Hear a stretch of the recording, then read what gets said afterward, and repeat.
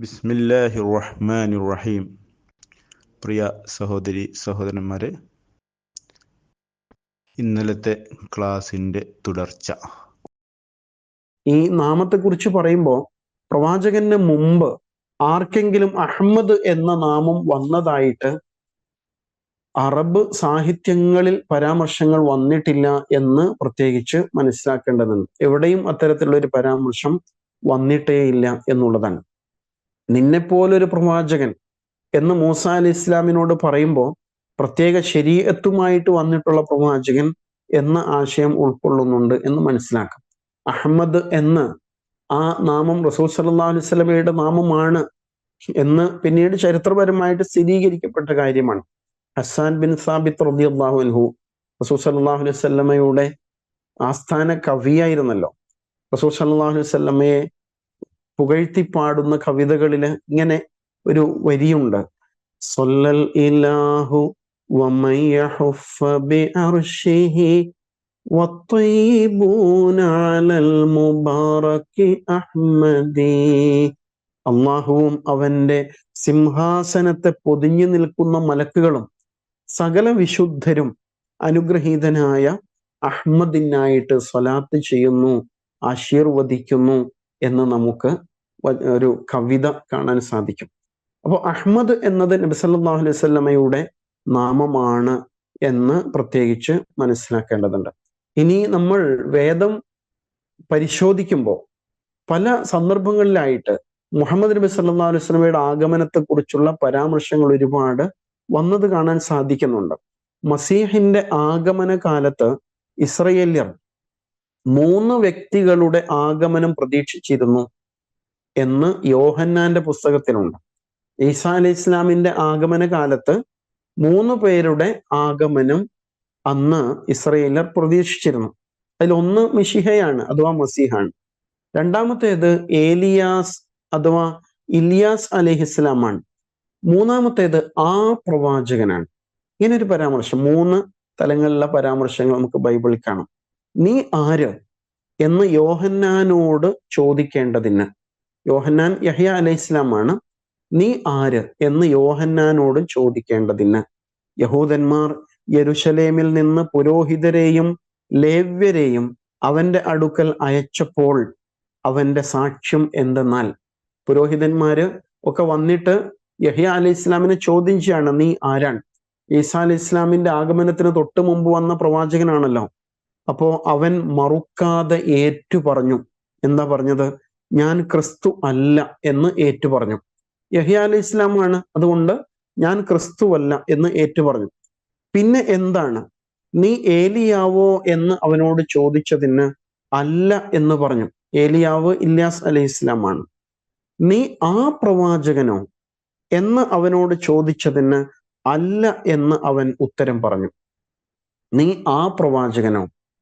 അപ്പോൾ 3 അല്ല എന്നാണ് പറയുന്നത്. യേശു അല്ല, ഇല്യാസ് അലൈഹി ഇസ്ലാം അല്ല, അതുപോലെ തന്നെ ആ പ്രവാചകനും അല്ല.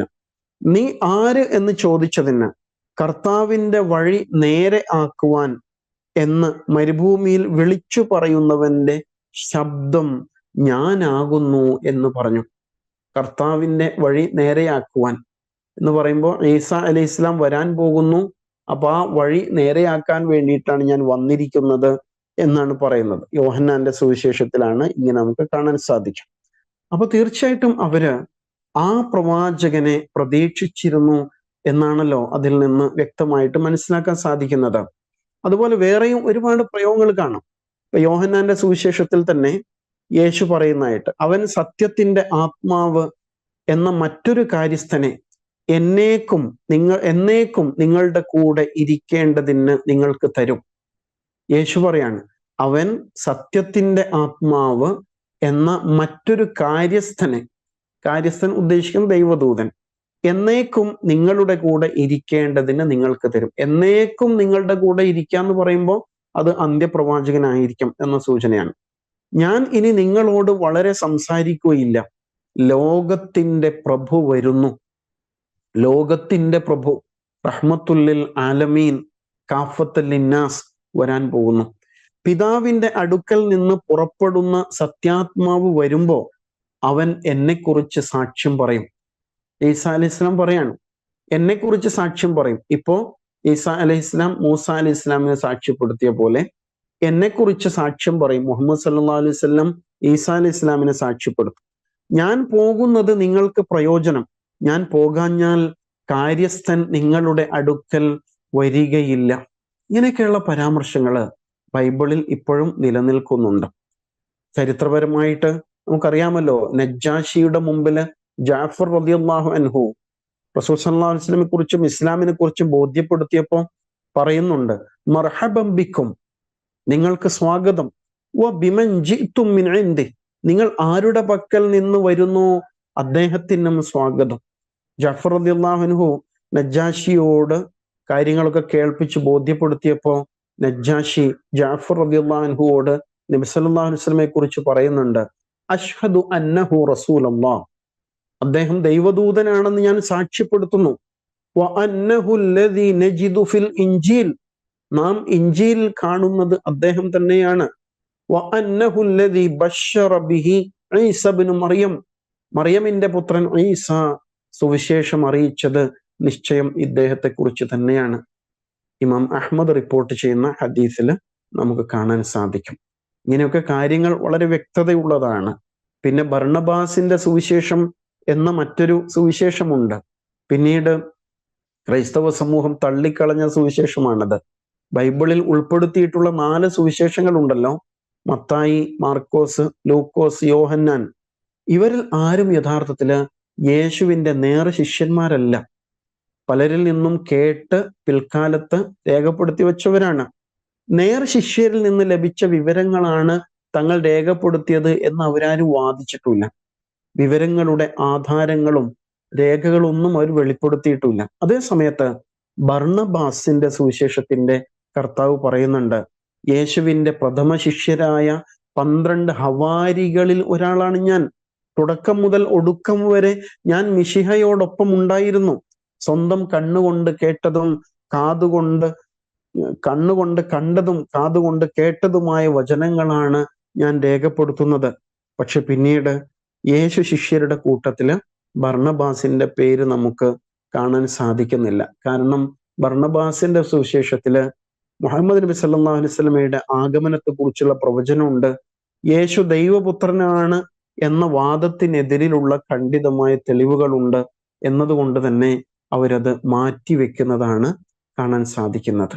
ഒടുവില് അല്ലാഹു തആല ഉണർത്തുന്നു, ഫലമ്മ ജാഅഹും ബിൽ ബയ്യിനാത്ത്, അങ്ങനെ ആ ദൈവദൂതൻ ഈസാ അലൈഹിസ്സലാം സന്തോഷവാർത്ത അറിയിച്ച ദൈവദൂതൻ ആഗതനായപ്പോ ഖാലു, അവര് പറഞ്ഞു, ഹാദാ സിഹ്റും മുബീൻ, ഇത് വ്യക്തമായ മാരണമാകുന്നു എന്നാണ് അവര് പറയുന്നത് എന്നുള്ളതാണ്.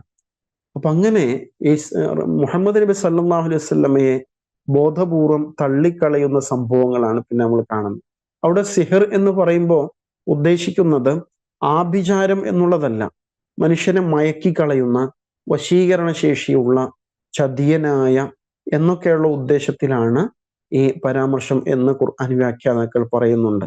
മോശയും ഈസയും വരുമെന്ന് പ്രവചിച്ച നബി സല്ലല്ലാഹു അലൈഹി വസല്ലം വന്നപ്പോ ജൂത ക്രൈസ്തവ വിഭാഗങ്ങള് ആ പ്രവാചകന്റെ പ്രവാചകത്വവാദം കാപഢ്യമാണ് എന്ന് വിളിച്ചു പറയാനാണ് ശ്രമിച്ചത്.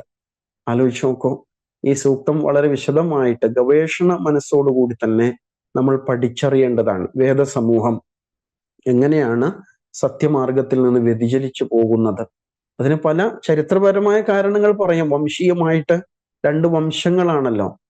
മുഹമ്മദ് നബി സല്ലല്ലാഹു അലൈഹി വസല്ലം വരുന്നത് ഇസ്മായിലി വംശത്തിലാണ്.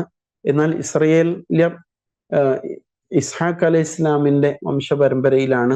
അപ്പൊ അങ്ങനെയൊക്കെയുള്ള വ്യത്യാസങ്ങൾ കൂടി ബഗയം ബൈനഹും, അവർക്കിടയിലുള്ള വിദ്വേഷങ്ങൾ നിമിത്തം എന്ന് ഖുർആൻ ഒറ്റവാചകത്തില് പരാമർശിക്കുന്നതിലും വരുന്നുണ്ട്.